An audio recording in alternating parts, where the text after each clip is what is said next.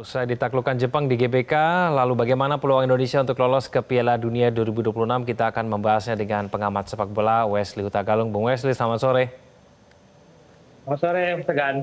Ya, terima kasih atas waktunya bersama kami. Bung Wesley, kemarin malam tidak ada kejutan, harapannya bisa mencuri poin, tapi kemudian akhirnya tidak terjadi. Apa catatan Anda dalam kekalahan Indonesia melawan Jepang kemarin malam, Bung Wesley?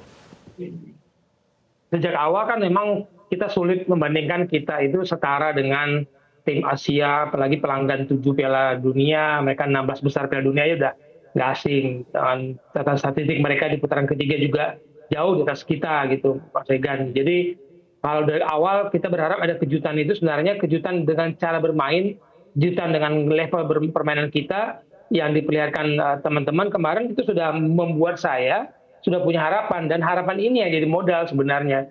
Lawan Jepang saya nggak berharap dapat poin sebenarnya. Tapi dari pertandingan kemarin, apakah memang kita tertinggal jauh begitu kelasnya dengan Jepang, Bung Wesley? Kalau saya bikin perumpamaan gini Mas Egan, kalau kita masih membangun tim nasional dengan strategi jangka pendek ini, Jepang itu sudah membangun sepak bola secara keseluruhan, ya kan? Jadi mereka sudah membangun sepak bola dari berjenjang, berlapis, seluruh elemen pendidikan, bahkan pelatih-pelatih sepak bola mereka di usia dini itu levelnya udah A dan A Pro, yang di kita itu masih jumlahnya sangat-sangat sedikit. Mereka sudah melatih anak-anak muda usia dini di sana dengan level lisensi A dan A Pro yang tinggi gitu ya. Nah, itu nggak bisa dibantah bahwa apa yang mereka hasilkan, mereka tuh menciptakan pemain. Mereka sudah menciptakan pemain bertahun, bergelombang, tiap tahun keluar pemain. Kalau kita kan masih dalam tanda kutip menanti lahirnya pemain yang bagus, karena kompetisi kita belum melahirkan pemain berlevel nasional untuk pertandingan internasional seperti ini.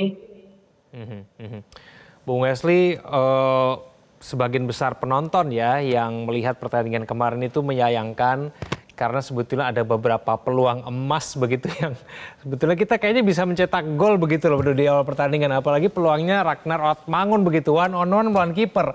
Kalau katakan itu gol, apakah itu bisa mengubah hasil pertandingan, Bung Wesley? Bisa ya dan bisa tidak, karena kalau kita lihat Jepang juga bukan tim yang gampang ditaklukkan, meskipun mereka baru kebobolan sekali sebelum melawan Indonesia itu gol bunuh diri ketika imbang lawan Australia 1-1. Nah, hasil imbang 1-1 itu sebenarnya merugikan buat kita karena mereka seperti bangkit untuk membuktikan bahwa mereka hanya kesial ketika imbang menjamu Australia. Kalau kita mencetak gol, kayak kemarin tuh peluang kan paling tidak Ragnar 1. Di akhir babak pertama ada Yakob Sayuri 1 peluangnya. Kalau itu jadi gol, bagi saya itu modalnya untuk menghadapi Arab Saudi lebih kuat. Mental kita bahwa kita bisa membobol Jepang. Jangan dulu untuk menang atas Jepang, tapi kita membobol gawang Jepang, dan itu menjadi model yang sangat baik. Mental kita kuat untuk menghadapi Arab Saudi. Gol-gol dari Jepang juga kayaknya ya gol bunuh diri dari kita, lalu kemudian ada blunder juga. Nah, menurut Anda apakah memang gol-gol dari Jepang ini juga menunjukkan sebetulnya kelasnya kita berbeda jauh dengan Jepang, Bung Wesley? Kalau level saya berani mengatakan kita beda 2 level secara permainan teknis, tapi kan kita punya modal mental dukungan penonton itu yang sulit untuk dihitung berapa powernya itu tuh. Dukungan mental, kepercayaan dan kebersamaan di tim nasional saat ini kan kuat sekali. Harapan yang dibangun itu tinggi sekali. Nah, itu sulit diukur tuh Mas Egan kemampuan dia. Tapi secara teknis kita memang harus diakui. Kita nggak pernah ke Piala Dunia, mereka udah 7 kali. Nggak berhenti dari 1998. Bahkan babak 16 besar tadi saya katakan bukan hal baru bagi Jepang. Kalau kita kebobolan kemarin memang karena mereka sangat pintar melihat kesalahan-kesalahan sedikit dari lawan, mereka pintar sekali mengambil keuntungan. Inilah yang namanya pertandingan internasional levelnya seperti itu. Kalau kita tidak berhasil membobol gawang lawan, lihat kelemahan mereka, ambil kesempatan. 30 menit kita main bagus, Jepang sulit untuk menyerang kita, bahkan kita juga bisa memberikan ancaman. Tapi ketika kita sedikit longgar, sedikit melakukan kesalahan, mereka ambil kesempatan itu, dan 2 gol pertama itu kan sebenarnya kelihatan hasil kelengahan kita. Oke, Kevin Dix tidak ada cedera, di sisi kanan pertahanan kita diserang, itu digempur, mereka pintar. Nah, itu yang saya katakan tim sekelas Jepang itu pintar melihat peluang, melihat opportunity sedikit saja. Kesalahan Oke. Martin Paes juga kan sedikit saja kesalahan, kemudian mereka sudah menghukum. Itu bedanya level permainan Jepang sama tim-tim lain. Oke, kira-kira seberapa besar pengaruh hasil pertandingan melawan Jepang ini terhadap mentalitas dan kemudian pertandingan berikutnya yang terdekat Arab Saudi di Bung Wesley, menurut Anda?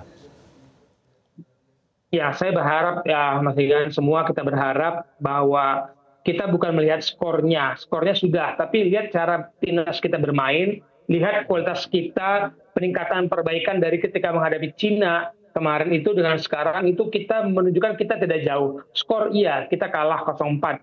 Tapi lihat cara bermain, lihat kepercayaan diri, kemudian lihat para pemain kita tuh masuk dengan kepala tegak, keluar juga dengan kepala tegak bahwa kita tidak inferior lagi terhadap raja-raja sepak bola Asia, termasuk Jepang ini. Mhm. Untuk menegakkan kepala pemain kita, Ketua PSSI ya, Erick Thohir bahkan sempat mengatakan ia siap mundur begitu kalau misalnya tidak dipercaya lagi oleh para pemainnya. Tanggapan Anda terkait dengan tim talk begitu ya dari Erick Thohir bagaimana Bung Wesley? Saya kasih perumpamaan begini tuh, Pak Erik itu memainkan kata mengolah asa. Dia memainkan memilih diksi kata-kata untuk membakar semangat, membangun harapan. Itu kan salah satu strategi pemicu semangat. Bukan benar-benar ingin mau keluar, mau mundur, enggak. Itu saya katakan tadi memilih kata, memainkan kata mengolah asa supaya para pemain tahu bahwa federasi itu mendukung total loh, siap bersama-sama pemain loh, jadi masih punya kesempatan, punya harapan. Oke, baik, kita akan tunggu nanti ya pertandingan berikutnya melawan Arab Saudi. Semoga betul-betul kita bisa menang nanti. Bung Wesley, terima kasih sudah bergabung sama kami di Metro hari ini. Selamat sore, Bung Wesley. Jelajahi cara baru mendapatkan informasi. Download Metro TV Extend sekarang.